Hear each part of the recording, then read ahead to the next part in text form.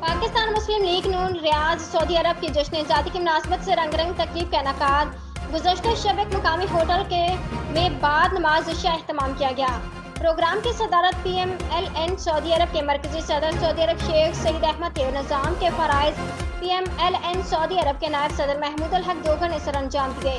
तकरीब के मेहमान खसूसी बैरिस्टर अमजद मलिक ओवरसीज़ पाकिस्तान के सरबराह थे, जिन्होंने बतौर मेहमान खसूसी वीडियो लिंक के जरिए लंदन से खसूसी खिताब किया।